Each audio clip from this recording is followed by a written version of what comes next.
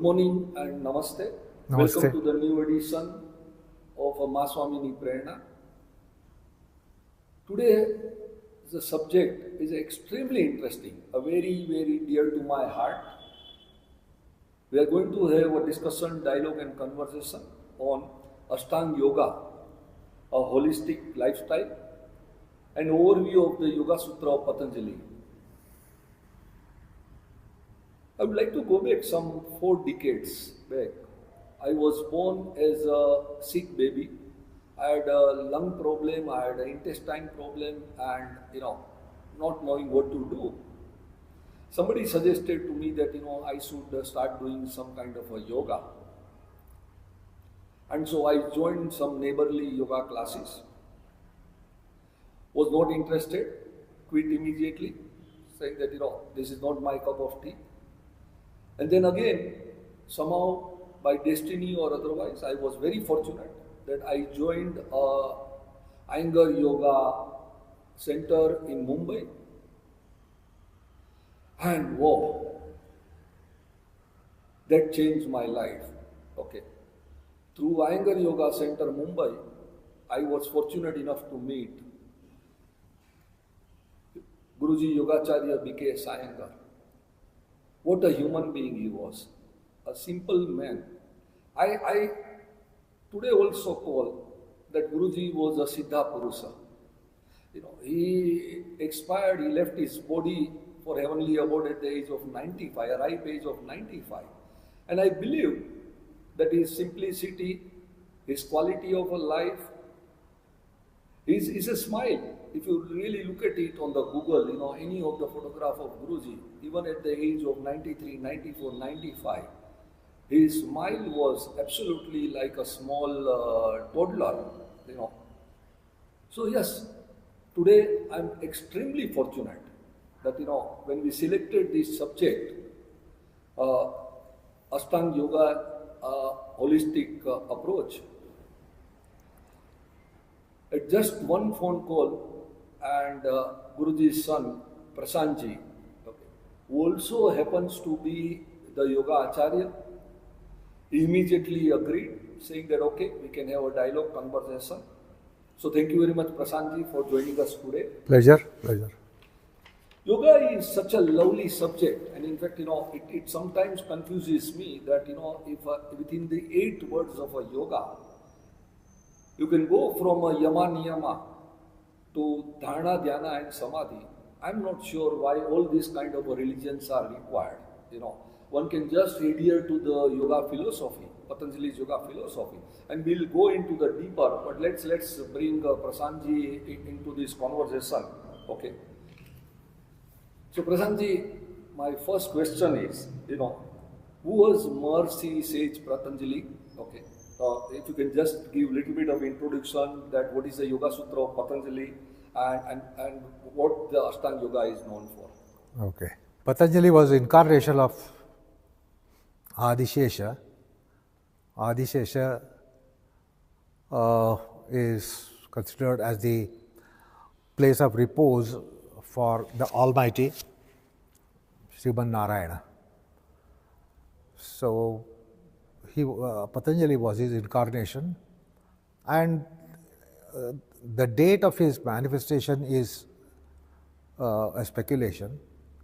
Indologists have ascribed the period to 200 BCE, etc. But Patanjali has manifested like avatars of divinity several times. The Dashavatars have manifested umpteen number of times in infinite time. 10 avatars are not sufficient for timeless universe.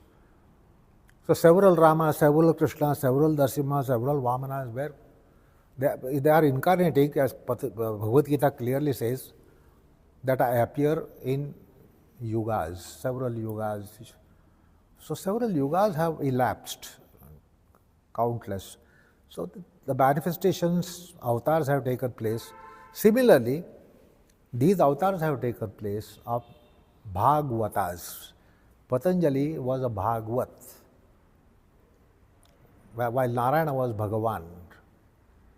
And the Patanjali that grammarian, we know as grammarian, was said to be born in some period which can be about 3000 years back. Grammarian. So Patanjali has manifested several times as expounder of yoga. What is this Ashtanga Yoga? See, there are three levels of yoga which Patanjali deals with. Patanjali is not just a yogi who expounded or propounded Ashtanga Yoga. He mentions three yogas in his treatise, three levels of yoga. One is called Samadhi Yoga, which comes in first chapter. Then in the second chapter, we get a yoga that he calls it Kriya Yoga. And then there is Ashtanga Yoga in the later part of second chapter. So for Uttamadhikari, highly qualified pursuant, it is Samadhi Yoga, like Jnaneshwars and Yagnavalkyas. Then there is a middle hierarchy of yogis, and their yoga is called Kriya Yoga. And for lowly qualified, called Adhamadhikari, he formulated yoga that is called Ashtanga Yoga. So we should not relate Patanjali to only Ashtanga Yoga. He has mentioned three levels of yogas, and Ashtanga Yoga is said to be of the lowest hierarchy practitioner. But in all fairness and honesty, I don't see even most of us, I'm talking about from my side, not even following or adhering to the principles of the Ashtanga Yoga. Very true. The question of going up higher level Very true. of Kriya Yoga and Samadhi Yoga is something. So therefore, in the implied purport, they are the levels of yoga: Uttamadhikari, Madhyamadhikari, Adhamadhikari, Adhamadhamadhikari, and then Anadhikari. Yoga is also available for Anadhikari, unqualified, and that yoga is also implied in his scheme. So all of us perhaps are Anadhikari, even if we are not Adhamadhamadhikari, we are Anadhikari. So that yoga is also available in the purport of Patanjali's text. But generally, there are three categories. And because of three categories, we can infer. Uttamottamadhikari can be there. Then comes Uttamadhikari, Madhyamadhikari, Adhamadhikari, Adhamadhamadhikari, Anadhikari. These are all deductions which come, and therefore Anadhikari people also can embrace something of Patanjali. Yoga itself is like, we call it Kalpavruksha. Kalpavruksha is a tree which bears out any and every kind of fruit. Usually tree bears out only one fruit. Mango tree will not bear out banana. It will only bear out mango. So usually trees have one fruit, one tree, one fruit. But Kalpavruksha is a concept which is a heavenly kind of plant which bears out all kinds of fruits at all heights of it. You don't have to climb up the tree and pluck the fruit. You can be grounded on the ground and you can pluck the fruit. So fruits are handy, and every kind of fruit is available for every kind of person, deserving, undeserving. So that's why yoga is a Kalpavruksha, and that is one of the articles. If you read Guruji's works, then there is an article, Yoga a Kalpavruksha. Before we go to the more details of the Ashtanga Yoga, for our readers and our viewers, I request you that how Guruji and the whole family, including Gitaji, including you, including your other sisters, how all of you came into the yoga. At this stage, let me tell you, we don't really practice or advocate Ashtanga Yoga, because there are yoga below the level of Ashtanga Yoga. because we are all adhamadhikaris or anadhikaris. Ashtanga practitioner is at least an adhikari, and therefore he is graded as adhamadhikari, but yoga has many foundational courses. To reach to the level of adhamadhikari of Ashtanga Yoga, there is a run-up to yoga. Yoga commences well before we embark upon Ashtanga Yoga of Yama, Niyama, Asana, Pranayama, Pratyahara, Dhyan, Samadhi. So the tradition has given us the yoga, which is a run-up to Adhamadhikari. First of all, we want to be Adhamadhikari, and then only our yoga will start. If we are Anadhikari, genuine, authentic yoga won't start. But there are so many forms of yoga for mortals, commoners, you and me, etc.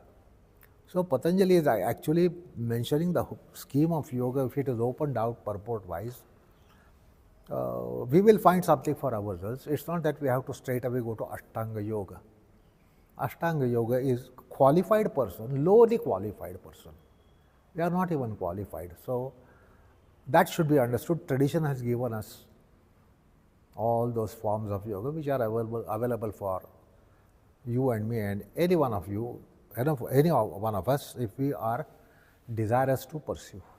What made Guruji, just to go back to the history, what made Guruji interested into yoga?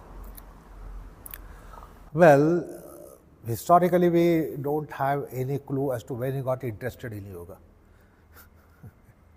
He started yoga.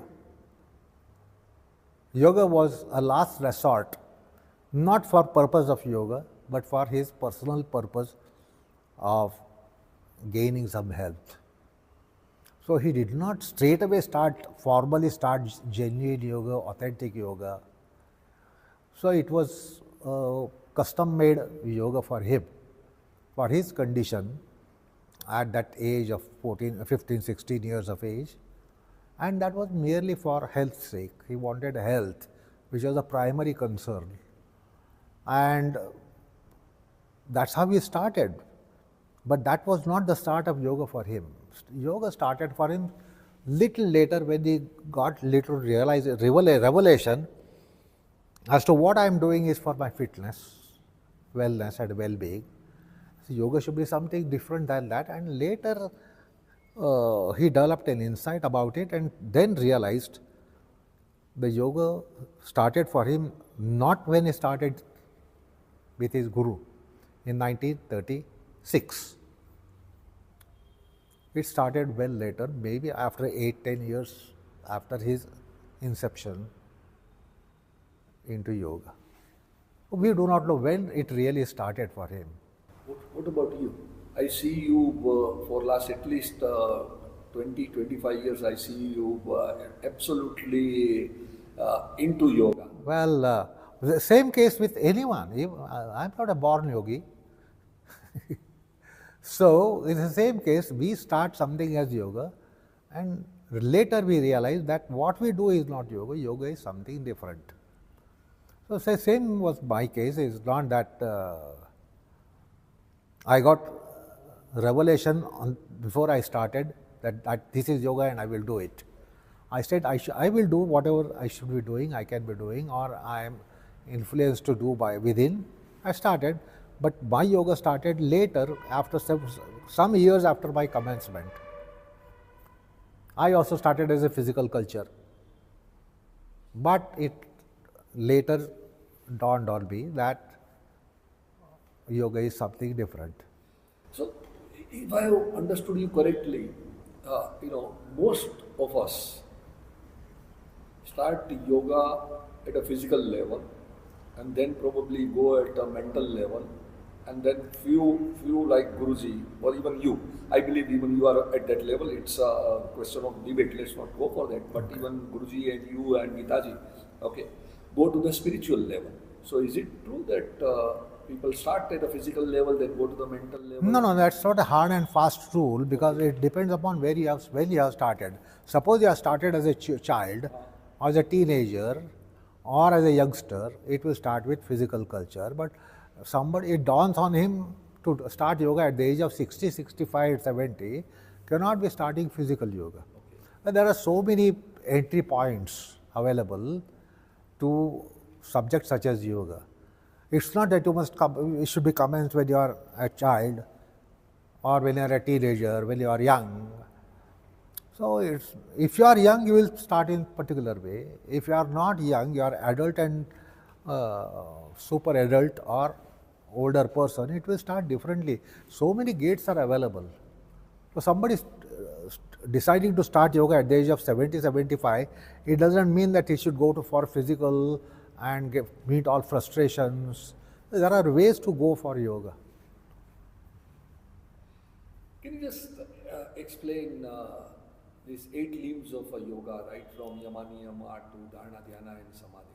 Yeah, but at the outset, let me tell you, there is something preparatory groundwork. Ashtanga Yoga is a structure. The structure needs groundwork, foundational work. Ashtanga Yoga is not foundational. It is a yoga of a qualified person. Okay. So like any civil structure requires foundation to be dug and do something at the foundation, etc. So there are certain foundational aspects even before the commencement of Ashtanga Yoga.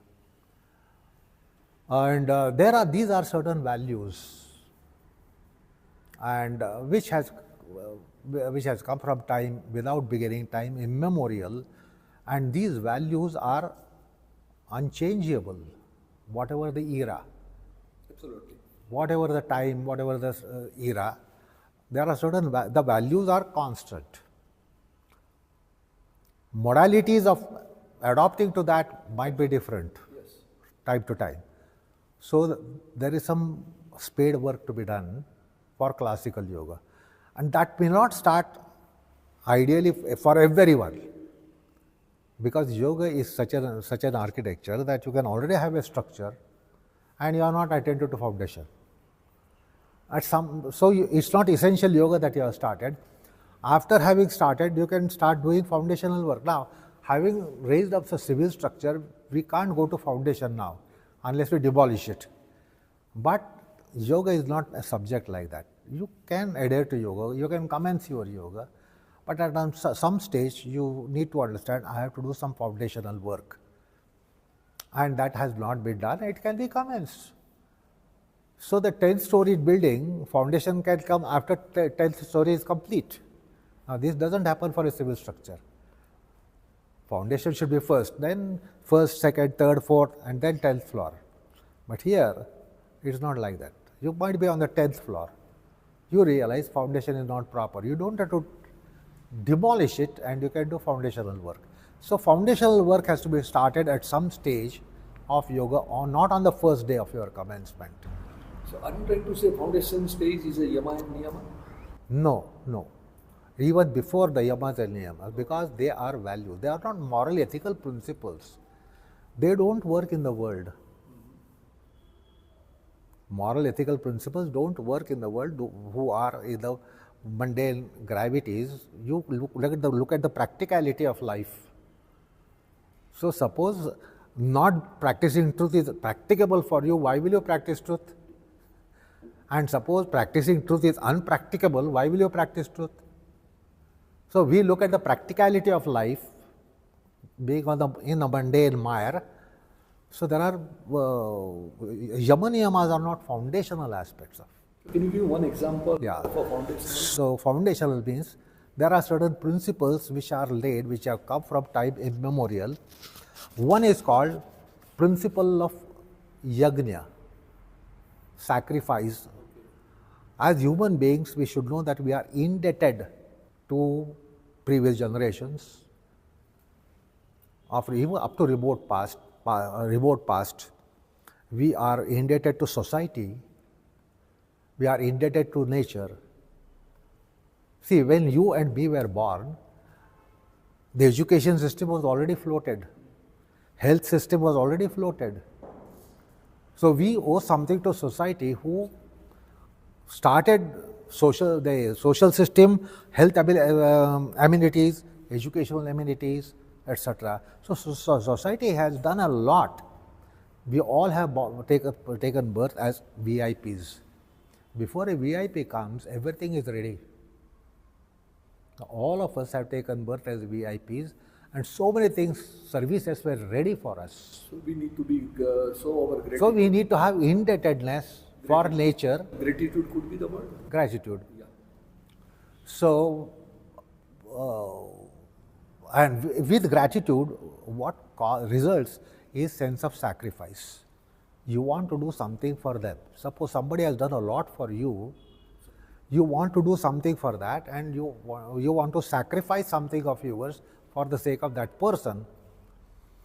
And that is why called yajna principle. Yajna is not have an altar and have fire and then pour ghee and put some fuel in it. That is not the principle of yajna. That's the practice of yajna. So principle of yajna is identify sense of indebtedness for all the previous generations, not just previous generation. So you owe to your parents, you owe to your ancestors, you owe to your lineage, you owe to society, and you owe to nature, you owe to natural forces. See, these lights are burning, we get a light bill every month, but we don't get sun's bill for his light, or we don't get the bill of air for our breath. So we should have sense of gratitudes, and sense of sacrifice should come for that. That I am here to not only take, I am here to give. So to give comes from principle of yajna. Then dana. Dana is to consider the downtrodden ones, underprivileged ones. We are privileged more than many unprivileged people. Although there are more privileged people than us, yes, we are privileged compared to some unprivileged people. So we owe something for unprivileged people, and therefore we must have the nature of gifting. Now that's not a good word in English. Dana has a different idea, concept. yes. So it's a different word to be investigated. It cannot be rendered into English. It's rendered as gifting, dana. The dana is something which will slightly put arrestation to our greed. Yajna also puts arrestation to our greed. And human nature has lots of greed by nature. By very manifestation, we have lots of greed for many things. We have greed for name, fame, money, recognition, wealth, gratification, enjoyment. We have lots of greeds, and we try to fulfill our greeds when we come into life. So when we know that I want this, we should know that others also want what I want. So I should part with the same want which I consume for myself. I should know it is also for consumption by others, particularly downtrodden and underprivileged. So I should know that they also need it. Let me give. I need money, I will get it. They also need money, I should give it. I need food, I take it. They need food, I should give it. I need wealth, I take it. They also need wealth, let me give it. So that's dana principle is another principle. And the third one is tapas. Yajna, dana, tapas. There is a beautiful verse in Bhagavad Gita. These three principles, pavanani manishiraha, they are purifiers of human beings. If you want to be purified, we must practice principle of yajna, principle of dana, principle of tapas. Excellent. I think that I am also learning something new today, because up till now it's like yama niyama only,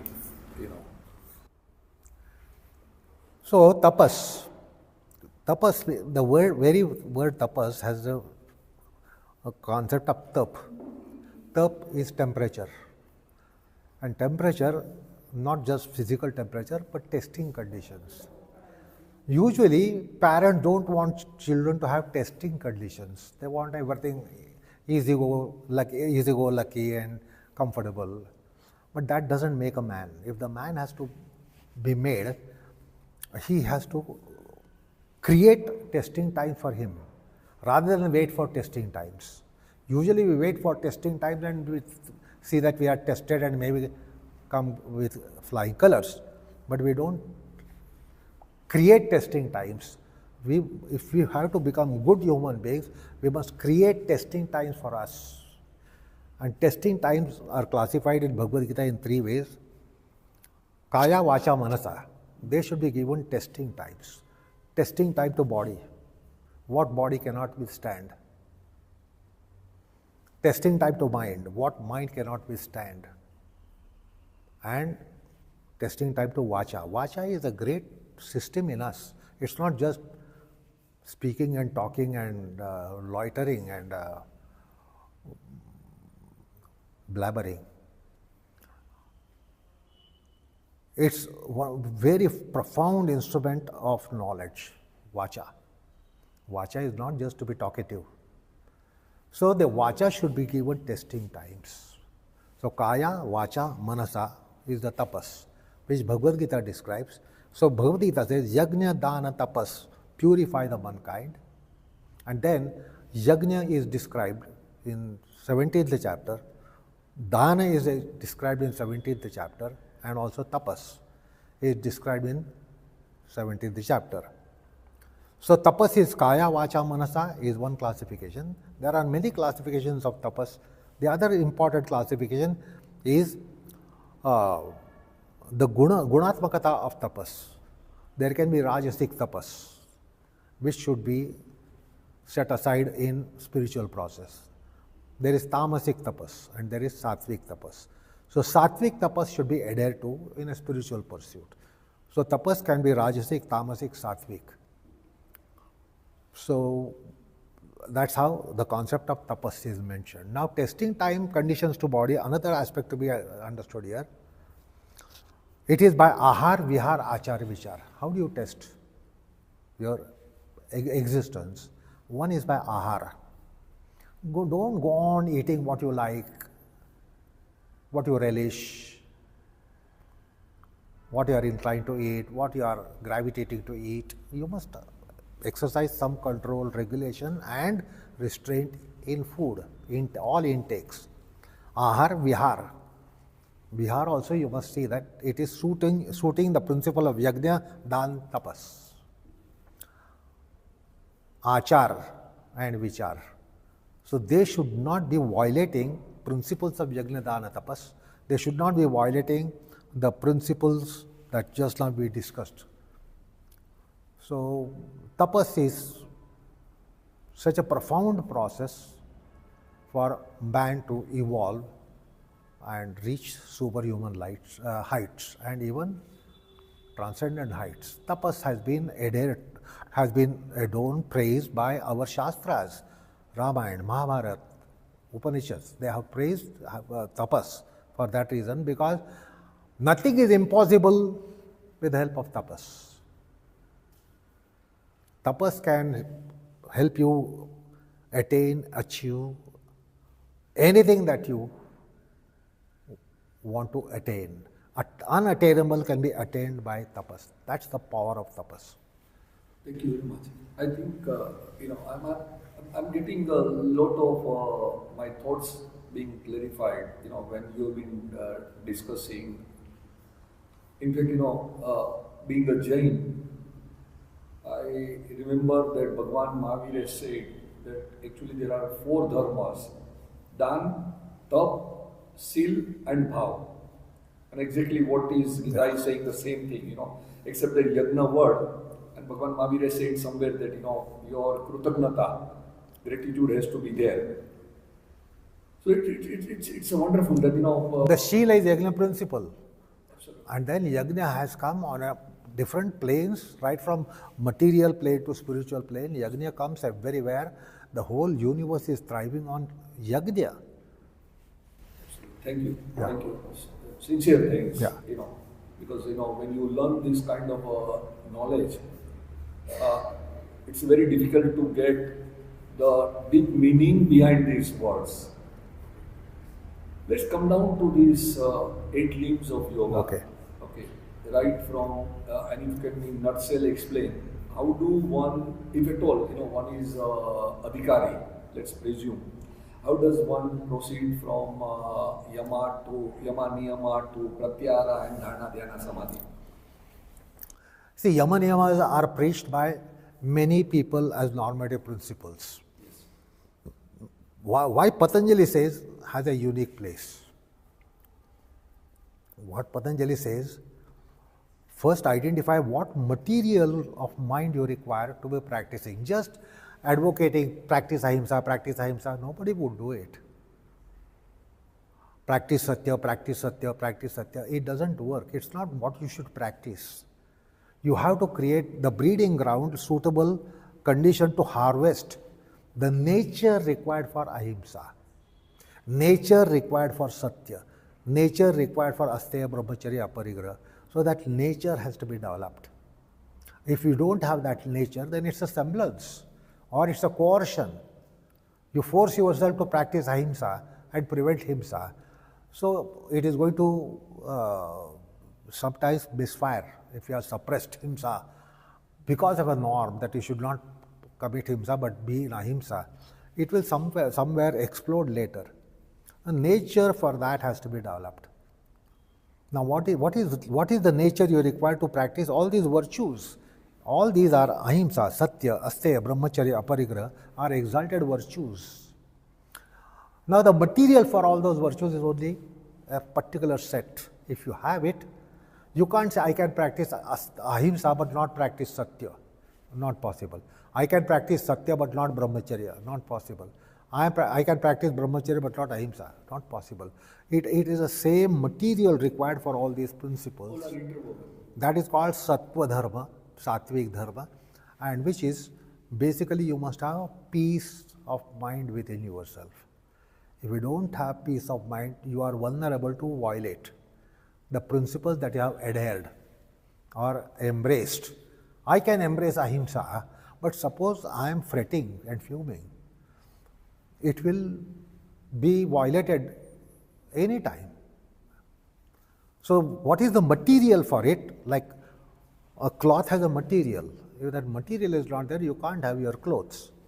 The material of yamas, niyamas, is that you must have a set of vrittis. They are called shat sampatti. So we must try to earn, generate, acquire, develop shat sampatti and not start practicing ahimsa, satya, asteya. These are not matters for practice. Collect the principle, the material of for that is called shat sampatti. Shama, first one. Dhamma, second one. So shama, dhamma, titiksha. What is shama? Shama is passive condition of the mind, not bubbling with desires, aspirations, etc., etc. Shama is of the mind, placidity of the mind. Dhamma is restraint of the senses. The senses should not be delirious, like a drunken horse, uncontrollable. So that is called Dhamma. Shama, Dhamma, Titiksha. Titiksha is tolerance for what comes in your way due to destiny. It's not tolerance for others. Titiksha is something that whatever is in your destiny, when you confront it, you must assimilate it, you must take it and not explode with it. Uparati. Uparati is not going after gratifications of all kinds. Shabda, sparsha, rupa, rasa, gandha. So, uparati. And then jnana, vairagya. Jnana is essential spiritual knowledge. If you are not inclined to spiritual knowledge, it will be semblance to practice ahimsa. It will be a moral, ethical principle, doesn't stand, it doesn't stand at all when you are antagonizing conditions. You require conducive condition. Everything should be fine with me. Everyone should be fine with me. Nobody should vex me. Nobody should torment me. Then you will practice ahimsa. But suppose you have all tormentors around. How will you practice ahimsa? How will you practice satya? So, jnana, vairagya, essential knowledge, ultimate knowledge, final reality, knowledge about the final realities. And vairagya is a thirstlessness for objects known, objects unknown, because an object might be unknown to you today, and tomorrow it comes in front of you, you will get infatuation. So whether the object is known or unknown, whether it is terrestrial or celestial, you should not have any bubbling desire. That's vairagya. Shanti samadhan. Shanti in the mind, psychic consciousness, and contentment. If you don't have Shat Sampatis, Shama, Dhamma, Titiksha, Uparati, Jnana, Vairagya, Shanti Samadhan, then you won't be able to practice genuine yamas. It will be semblance, it will be playing a role, enactment, show, temporary things. Whenever things are conducive, you will practice all these noble principles. Little adversaries, you will compromise. So that's the field, material to be created. Patanjali speaks about material for ahimsa, satya, asteya. Then suppose the material sometimes dwindles, what precautions to take? Called pratipaksha bhavana. Sometimes there is vitarka bada. You are healthy, so you have no problem now. But suppose you get fever tomorrow of 101, 102, 103. Are you the same? No. So fever sometimes comes of the opposites. Fever of himsa, fever of asatya, fever of asteya. This will come. Like everyone else can get infection and fever, etc. We are not proof to fevers. It will come. So similarly, there are these conditions. You get fever of opposites. Himsa, asatya, steya, abrahmacharya, parigraha, ashaucha, asantosha. So you will get fevers now and then. What measures to take? Now we know if we get fever, we go for analgesic pill, medicine. We swallow paracetamol and overcome the fever. So we take some remedies when there is a fever, temperature kind of fever. So when he mentions about, you will get now and then fever about all these principles which are given up. Himsa given up, asatya given up, steya given up, but then you get the fever. What to do? He also mentions the remedials. Like when you are healthy, you don't need medicine, but you should know what is medicine, because anytime you can become unhealthy. So that also he mentions, called vitarka badha and pratipaksha bhavana. That's a beautiful topic. So he doesn't just prescribe and describe, which most of the normative sciences, they prescribe and describe. But what, if you get fever of the opponents, what will you do? Helpless. But today we get the fever, we will swallow medicine and we will overcome the fever. So he mentions that as well. Beautiful. Let's talk about now a little bit about asana and pranayama. Yeah, niyamas are there.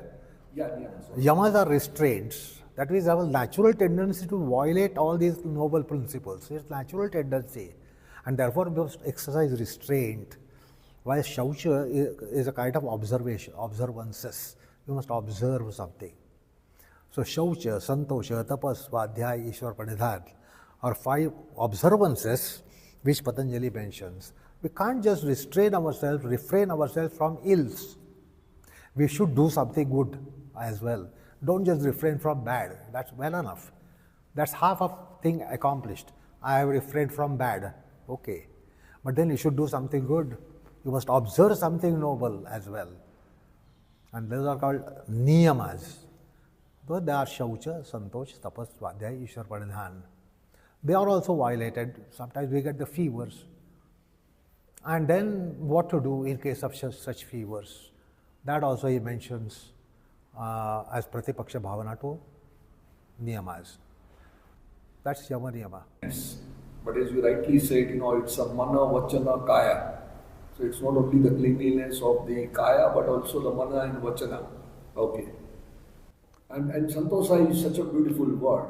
I don't think that, as you rightly said, the contentment can actually give the flavor of santosa word. Okay. Let's go to asana. Normally, if you talk to somebody today about yoga, most people, relate yoga with asana, which is not there. It's a much broader and much deeper subject. And even some people go a little bit further, they will say, okay, asana and pranayama. So why it's happening then? See, asana, very term is misinterpreted because of translation of it. It gets translated into our language and therefore it is misrepresented, misinterpreted. We take it as an exercise, physical exercise, body movements. Asana is a seat, literally. Seat. Seat, okay. Let's just say, please sit, as we say, and offer a seat. So we offer a seat and we say, be seated, and you sit. Asana literally means to provide a seat. Now, why do you want to have a seat? Not because you are tired in your legs and you want to sit. You want to sit for several purposes. You want to be steady. You want to be contemplative. You can't be running and say, I'm contemplating, I'm on a higher thought process while I'm jogging, while I'm climbing up. You have to sit for various different purposes, not merely because your legs are tired, not because you stood long, you want to sit, not because you walked for a long time and you want to sit. The sit is a comprehensive concept even for mind. So we say settle down in the mind. That means mind should be given a seat. So asana literally means to give a seat and be seated in the whole manifestation and not just physical seating with the help of a chair. You can't give a chair to your mind.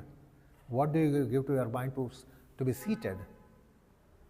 For your body, we will give a chair. For mind, so it's a wider concept to be understood. It is for chitta.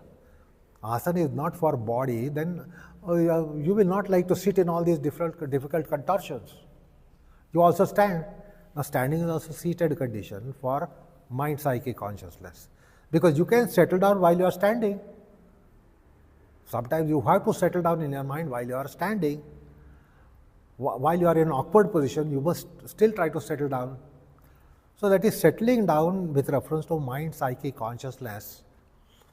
And that is why it is called asana. Asana has several purposes. With the physical movements which are available through asanas, you get health on the front of body, which loses because of disuse, abuse, misuse, maluse, overuse. The body suffers. The body sufferances are in Ayurveda almost there's a dictum that because of misuse, abuse, maluse, etc., the body suffers. So body has to be moved. Now, if you are just walking, what is your paces that you take? It might be a feet or 15 inches, 18 inches. But you can spread your legs anatomically as shown in Hanumanasana. Yeah. It is capable of spreading in 180 degrees. Now, in business activity of life, you won't spread your legs to 180 degrees. Possibility is there. Why the joint is given? To spread the legs to 180 degrees. Why the arms are given the degree of 360 degrees rotation at the shoulder? But we hardly use in business activity of life. So the disuse will set in because the possible movements are sent to cold storage. They were used. So that's a physical dimension of it, that asana should be done so that possible movement of the body is maintained and not lost. If you lose it, disease sets in. Diseases set in because you are not given the necessary movement. So that is one physical dimension.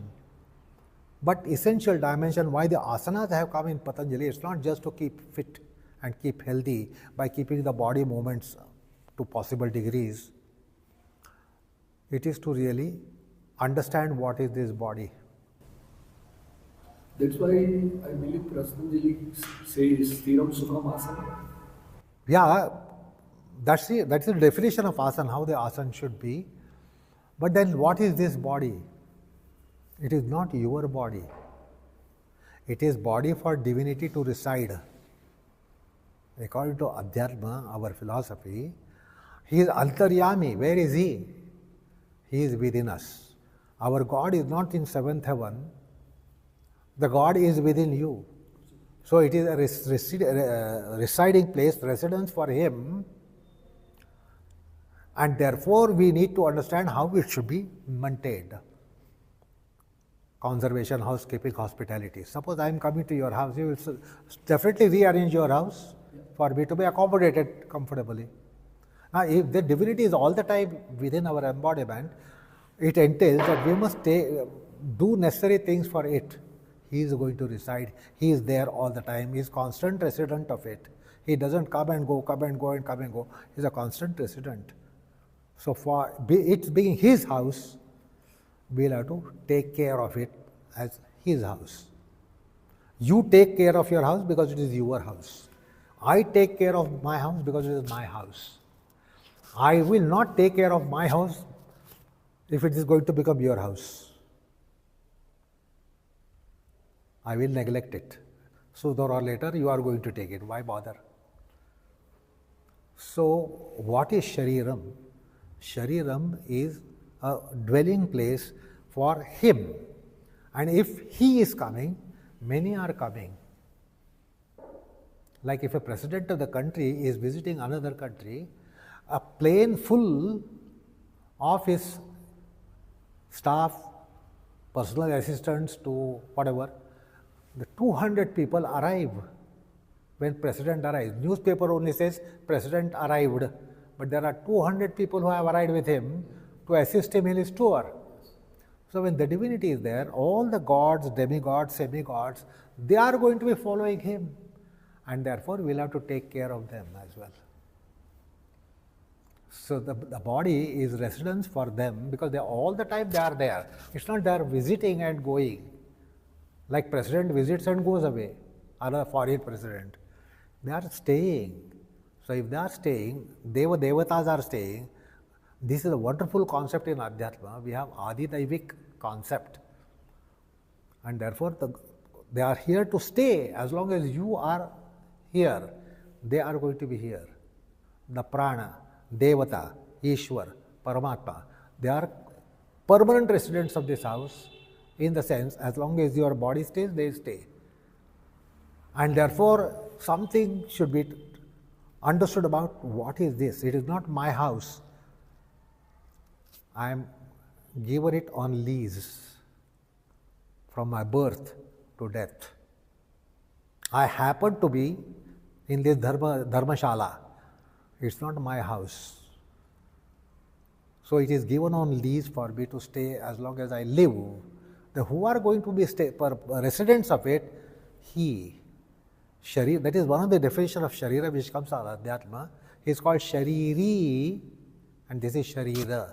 Because he is called Shariri, this is called Sharira. He stays in it.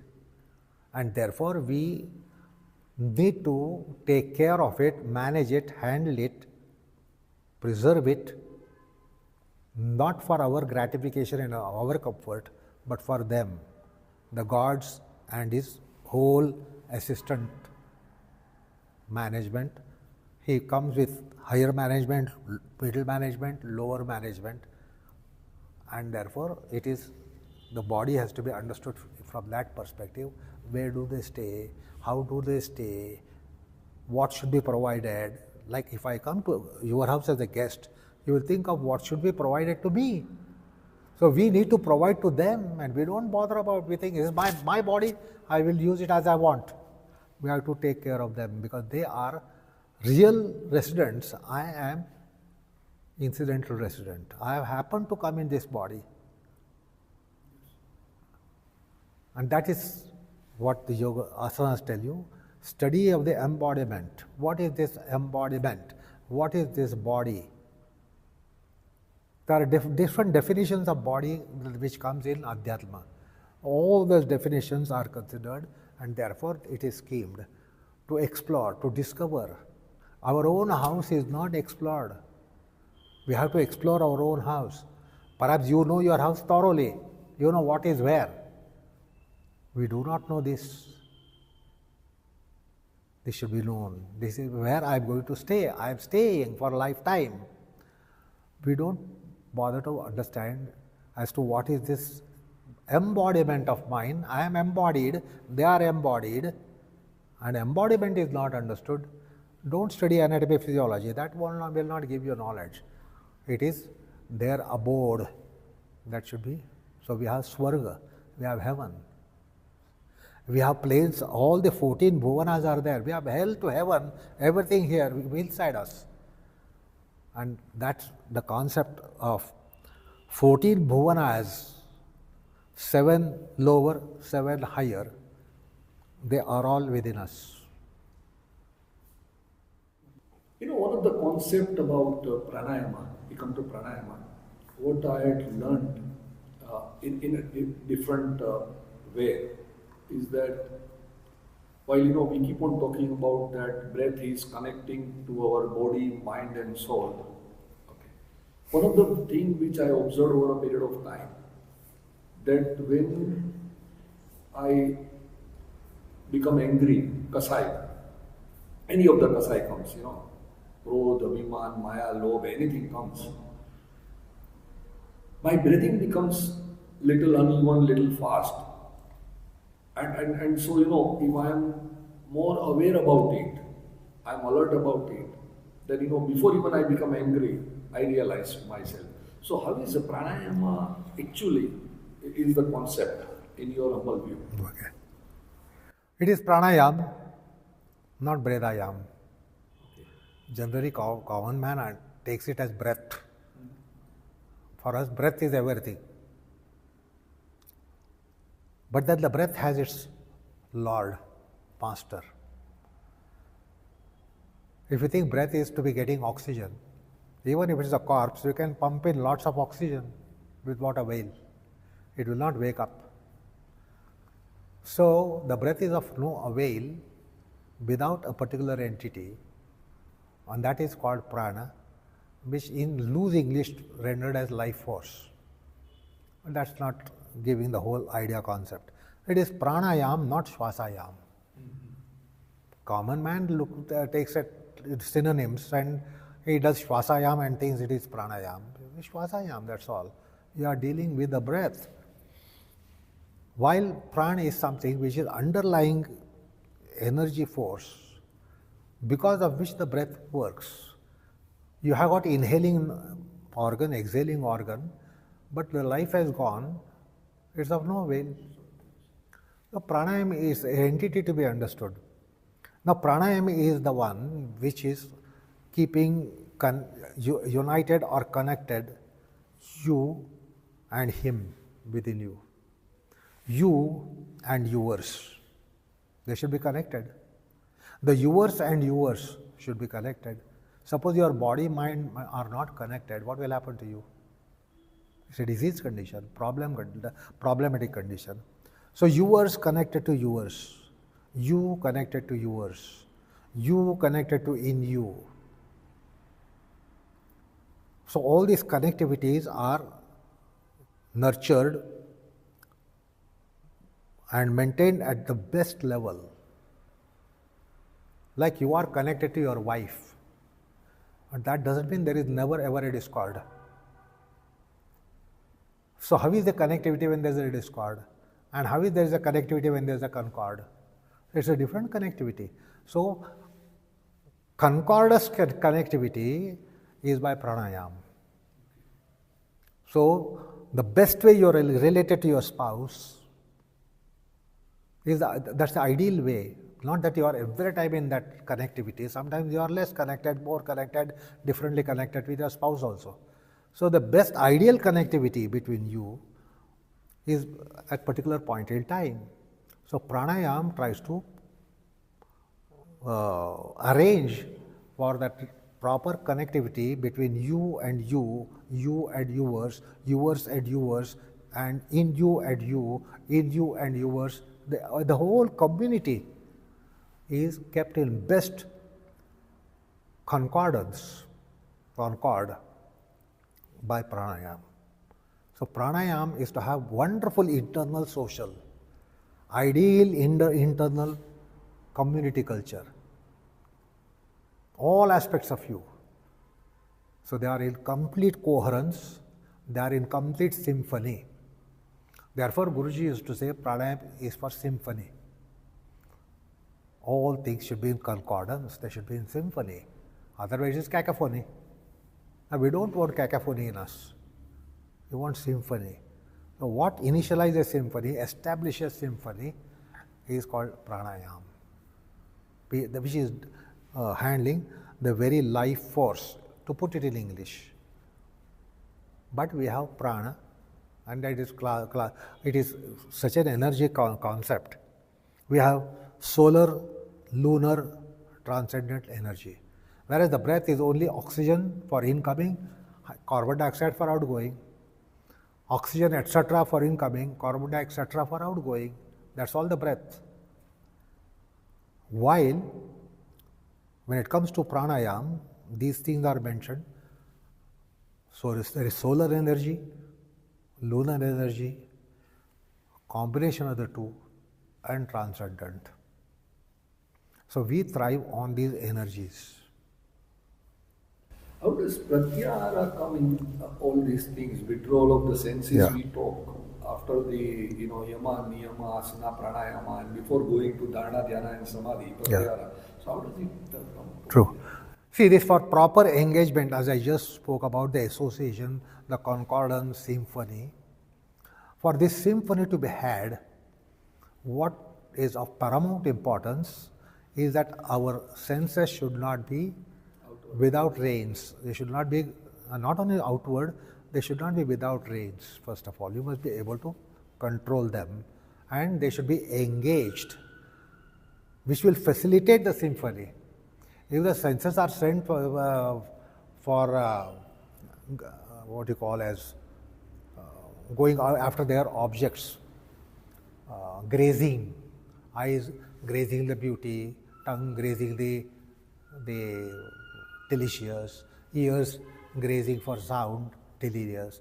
So if they are sent for grazing, it will not help you to have symphony. So the senses must be engaged in something whereby they are sublime, and now they don't have hunger and thirst. Now when you are fast asleep, are your senses hungry? No. If they are not hungry, you get placidity. If they are not hungry, they will draw you here and there, this direction, that direction of Shabda, Sparsha, Rupa, Rasa, Gandha. They will drive you to 5 directions. You won't be at composure. So the senses are engaged in pratyahara. In sleep, they are not engaged. That's the difference between sleep and yoga. So in yoga, we keep them engaged. If they are engaged, like you send your troublesome children to school, then two of you can be in a concordant state. So children are sent to school. So they are sent to a proper place. And that's a safe place for them to be there. So senses must be engaged in something internally. And therefore they will all, like in sleep, they can all become one. Because of sleep mechanism, in yogic mechanism, they are all engaged in something which is transcendent than these worldly objects. Not that they are closed, not that they are shunned, not they are called anesthetized. They are shown more attractive object because of which they will be engaged with it. That's called Chitta Swarupanukara Iva. So they are absorbed in the Chitta Swarupa. Swarupa of the Chitta, very essence of Chitta is that all the horses will be tamed and they will not be going in various directions. They are all engaged for one. That's why Pratyahar is important for symphony. If they are not at all under control, first of all, they should be withdrawn. Swa-vishay asamprayoge, that's the definition. First of all, they should be disconnected from their objects. That's not enough. Then connect them. Chitta swarupanukara iva. Pratyahara. That's pratyahara. So disengage from their usual objects, engage them from the unusual transcendent object. So they are like when you are shown such an object, you will stay there for hours and hours and hours. Bewitchment. So they should be bewitched by Chitta Swarupa. Then they won't revolt. They won't go out. They won't opt out. And then Dharana, Dhyan, Samadhi will actualize. That's it. Samadhi, Dharana, Dhyana is, and Samadhi is like, literally it's being used, misused. This word has a lot of different meaning. So I wanted to get your perspective on that. Correct. See, if you want to be knowledgeable, you want to keep your eyes open. Yeah. You want to keep your ears open. Yeah. You want to keep your mind open, intelligence open. And that's why you get this worldly knowledge. But when it is metaphysical knowledge, which is not object, it is not object, metaphysical knowledge. How will you get the knowledge? You can't get by eyes, you can't get by ears, you can't get by your senses, you can't get by your cognitive system in you, because it is transcendent, it is metaphysical entity, not a physical entity. So it is not for the grasp of the senses and your mind and intelligence. Like Upanishad says, Yato vacho nivartante aprapya manasa saha. In the spiritual realm, it is said mind and the speech, which is representing the whole cognitive process, comes back without attaining it. They cannot be sent out to attain spiritual knowledge. You don't send them out for spiritual knowledge because they cannot get it. Yato vacho nivartante aprapya manasa saha. Along with mind they come empty-handed. Don't send your mind. Don't send your senses. Don't send your speech organ. If you send, they will come empty-handed for Atma Sakshatkar. So Dharana, Dhyan, Samadhi is knowledge process of transcendent nature, where your eyes won't work, your ears won't work, your mind won't work, your intellect won't work. That is not their object. They cannot grasp it, they cannot perceive it, they cannot even sight it. That is not their subject matter. And for such knowledge process, which is called transcendent knowledge process, it is called samyak jnana. And therefore, Patanjali speaks about samprajnata samadhi, samyak prakarshena. Samyak means proper, faultless, essential. Prakarshena means exalted. Jnanam is samprajnana. So Dharana, Dhyan, Samadhis are only instruments for that knowledge. You don't need to know me. You don't need to know the government. You don't need to know the money market. You don't need to know your share market. That knowledge will come by your empirical process. What is the share market? What is the money market? What is the political scenario, social scenario? You don't need those faculties. You need normal faculties. But when you, in the metaphysical realm, it is invisible, metaphysical, no touch, no any kind of sensation of it. How will you know it? Cannot be sensed, you should know it. Then for that you require Dharana, Dhyan, Samadhi. How do you compare, if at all we have to compare, between Jainism, Buddhism and Patanjali's Yoga Sutra of Patanjali? How do you compare? See, actually we have Indian philosophy classified as orthodox and heterodox. And Buddhism, Jainism, along with some other philosophies, they come as Avedic philosophies. And while all the Nyaya, Sankhya, Nyaya, Vaisheshik, Sankhya, Yoga, Vedanta, Mimamsa, they come as Vedic Darshana. So we have classification of Vedic Darshana, Avedic Darshana. But whether it is Vedic or Avedic, they all have stressed on Samyak Jnana. Our knowledge has a fault, inbuilt fault, and it has to be corrected. It has to be rectified. It has to be set right. This is whether it is Jainism or Buddhism. And they all have embraced yoga. Nobody says yoga is not required. Whether it is Buddhism or Jainism, samadhi is only the means for that knowledge. It is not possible for empirical agencies to get the final knowledge. So that's the commonality. The Indian philosophy is whether orthodox or heterodox, whether Vedic or Avedic, yoga is a common factor.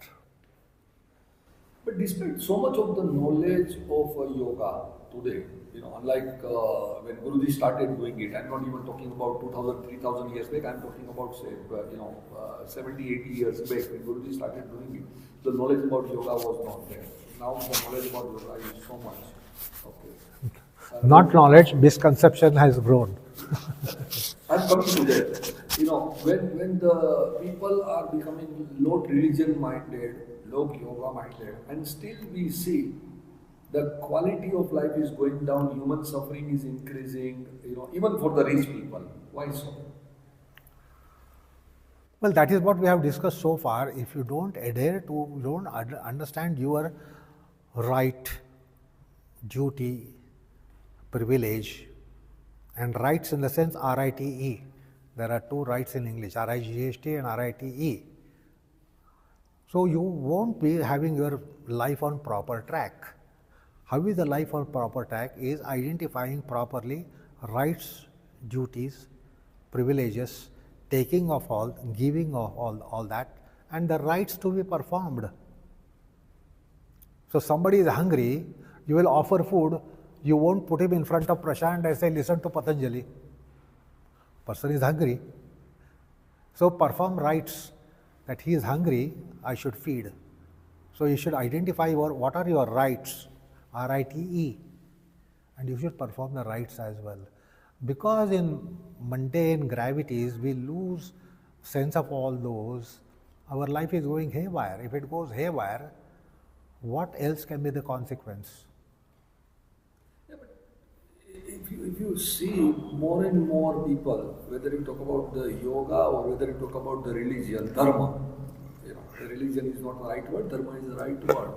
I think everywhere we see it's becoming commercial activity, commercialization is taking. That is the era, our era that we live in is called dark era. Okay. This is the time, such a time, that all such semblances will be there, deceptions will be there.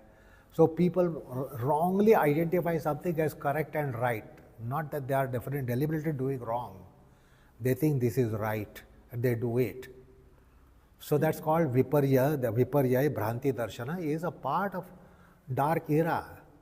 And therefore in our times it's quite, not that people are thinking to deceive or intendingly deceiving others.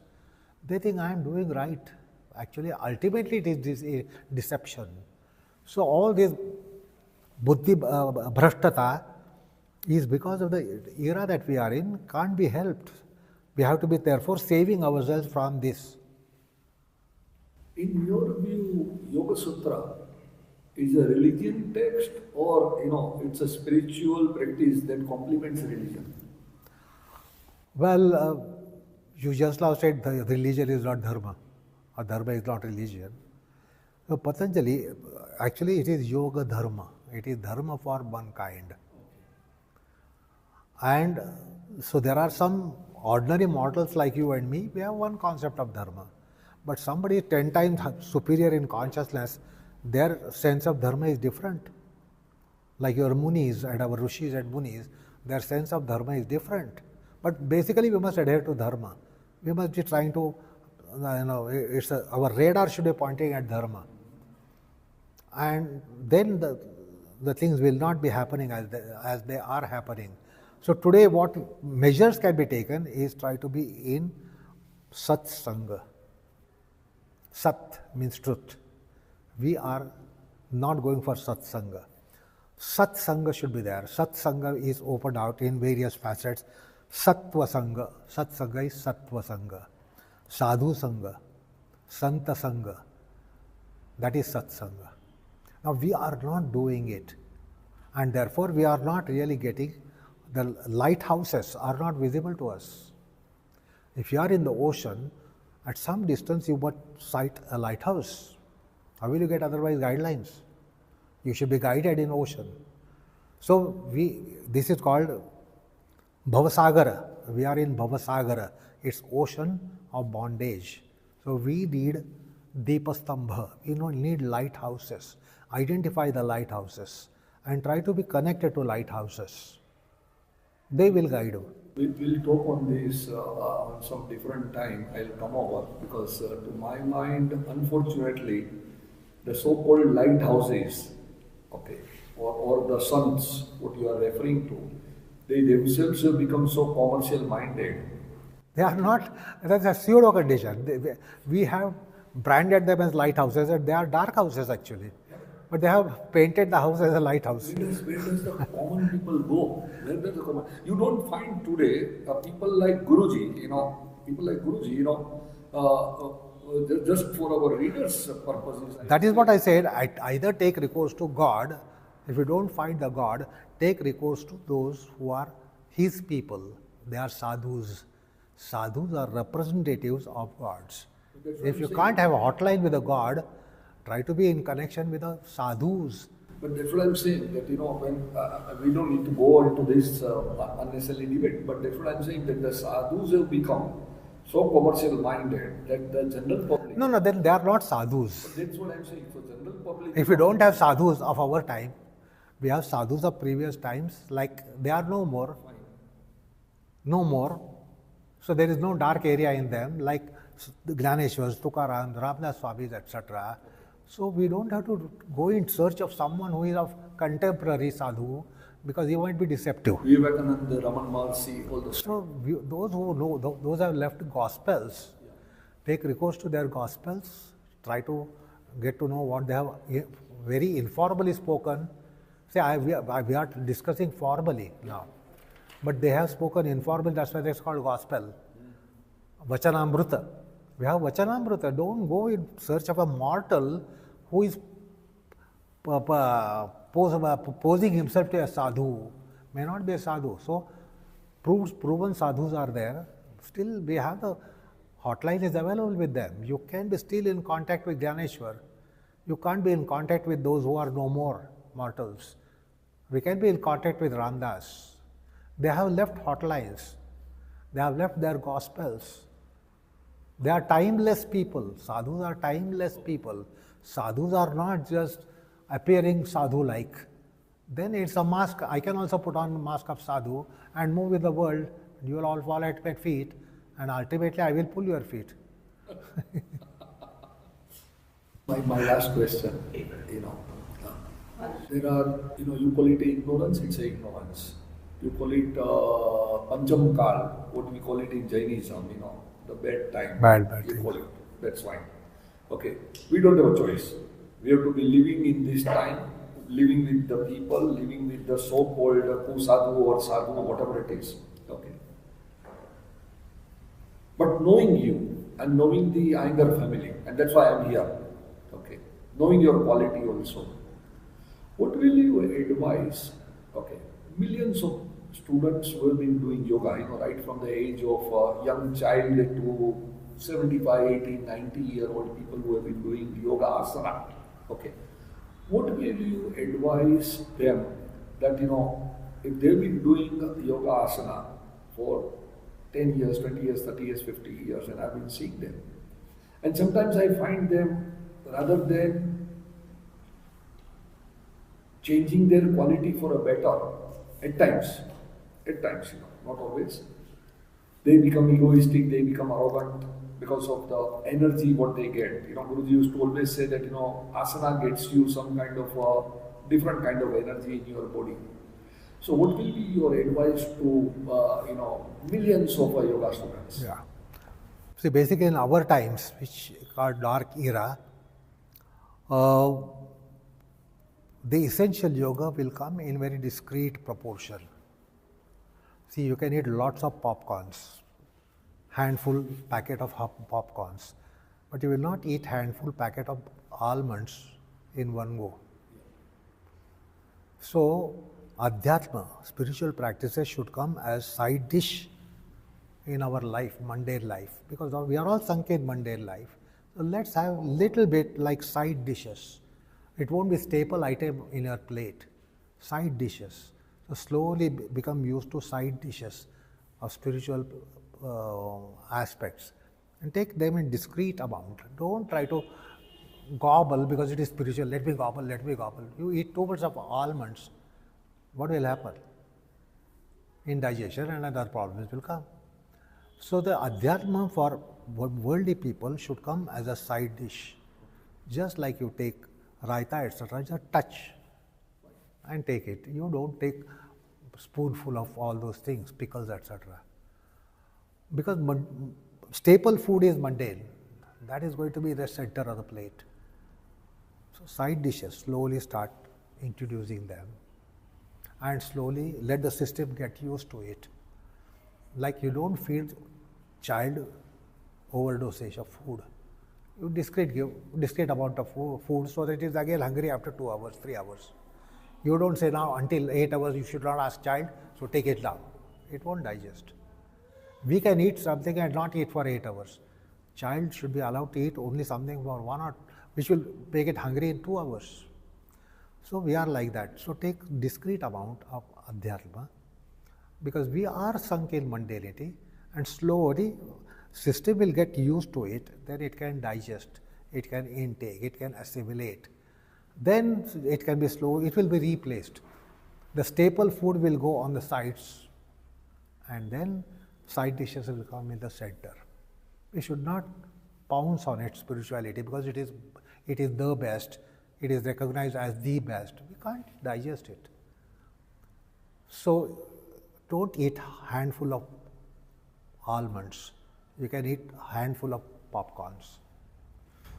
Thank you very much, Prashant ji. Thank you. Sincerely appreciate your time. Thank you. Pleasure. And advice. Thank you very much. Pleasure.